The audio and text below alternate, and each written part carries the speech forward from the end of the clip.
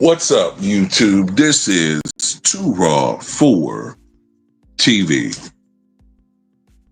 All right, so before I get into this video, I want to give a big shout out to the brother Aram for showing love with the donation to the channel via the PayPal. Much respect to you for showing love to Too Raw for TV.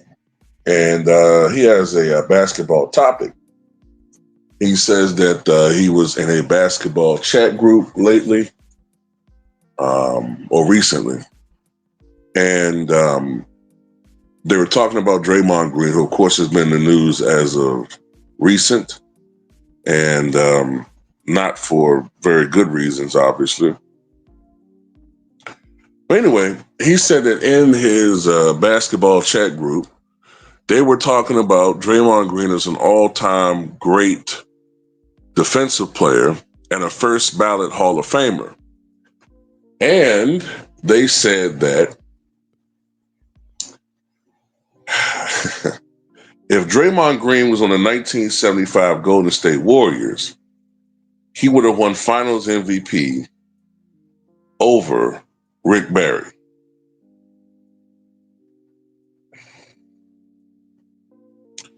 You know, one of the things that I absolutely just love about this era of basketball talk is how depressingly ignorant most of these clowns are when it comes to their obsession with taking today's players and somehow injecting them in an era that they feel is inferior and having that player dominate without understanding how different the game was, how the philosophy of the game was different, the rules, the play style, everything. They don't even know. They just inject players into an era and have absolutely no idea what they're talking about.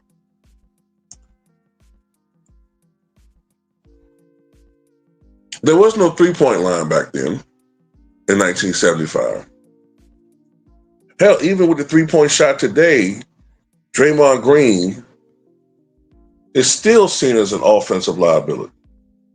I mean, this is a guy that should have been working forever on his three-point shot to increase his offensive value, and he still is not an elite three-point shooter. Sure, he can get into a rhythm every now and then and knock him down, but he is not a great outside shooter, and he is not a great offensive player. He is a very, very good defensive player. He has a high basketball IQ. And he's a upper level offensive playmaker and facilitator. I'll give him that. He's a subpar rebounder. And his biggest problem is his attitude and his unpredictability as far as his behavior on the basketball court.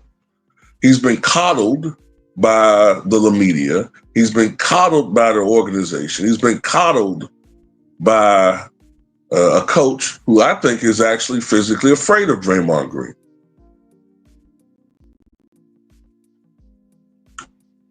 First of all, the biggest problem I have with putting Draymond Green in the 1970s is at that time, you would just start to see changes in how the game was being played. Before that, it was positional basketball. The point guard is the guy that ran the team, was the floor general. The centers and power forwards, their jobs was to rebound and box out and score in the post. And you then were starting to see guys like Elvin Hayes and others stretch the floor as far as being able to score outside the paint. Bob McAdoo is another one. You're just starting to see that. Wings and shooting guards, their jobs are pretty much to score, right? more along the perimeter. You're starting to see an elevation of athleticism. Um, and the thing about Draymond Green is he's a power forward, right? But he's only 6'5" and 235, maybe. Now, contrary to what you be hearing, that's undersized like hell, even back then. Most power forwards were probably 6'8", 6'8", 6'9", maybe around the same weight. But Draymond Green is just giving up a decided height disadvantage. And I get the impression that he's a little bit too slow-footed to play against the small forwards of that day. I know a lot of people think that these guys are unathletic, but, you know, Julius Erving, George Gervin, David Thompson, even though David Thompson was 6'3", 6'4", there were a lot of athletic small forwards at that time, and a lot of quick ones, too. You know what I'm saying? A lot of quick ones. I don't know about Draymond Green dominating in the 1970s. Look, Rick Barry, even though Marquise Johnson is considered the first true point forward, in essence, Rick Barry was the first true point forward. And that mostly came because of the fact that although Rick Barry could light it up and score from the time he was in high school, you know, he's the only player in the history of the NBA to lead the NCAA, the NBA, and the ABA in scoring. This guy was a scoring machine.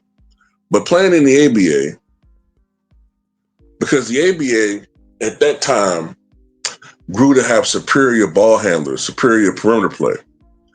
His ball handling, just going against better competition in the backcourt, improved. So his ball handling improved, his playmaking improved to the point where he was in essence a point guard playing at the power forward position before that position was even called that.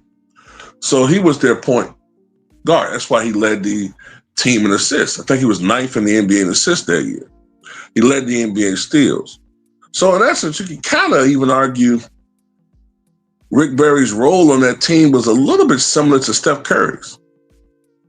But there was no Draymond Green on that team. It was Steph Curry. Now, playmaking was done a little bit by committee outside of him. I know that Al Attles, may he rest in peace, had a large, or should I say a long rotation. But I don't see how Draymond Green's leading anybody in nothing. He was a subpar rebounder. First of all, he's going to be playing the power forward position. So he's going to be competing against guys who are bigger than him. And I'm going to tell you something else, too. All that rah-rah shit that he's doing in today's game, it's not going to fly back then. Those guys are going to knock him the fuck out. Okay? They had real enforcers back then. And I'm not even talking about big guys. He can try that on, you know what I'm saying, Calvin Murphy. Calvin Murphy's 5'9", right?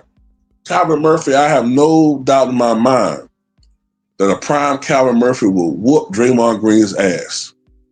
Dude knew martial arts. The dude could box for real.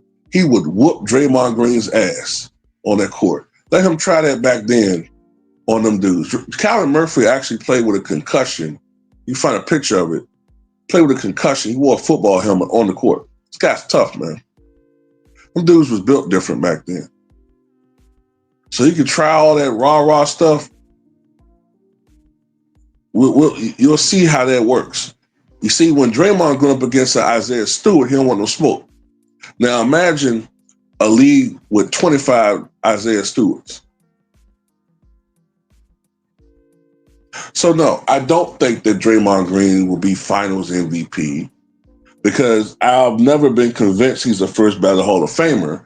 I think that the Golden State Warriors invented a position for him to thrive, and he's diluted and just quite up fooled so many people into thinking he's something that he's not. Okay, why are you not stepping up now, Draymond? Step up now. You can't. You've constantly showed time and time again that you can't step up and do nothing. And I'm not talking about going there and scoring 40.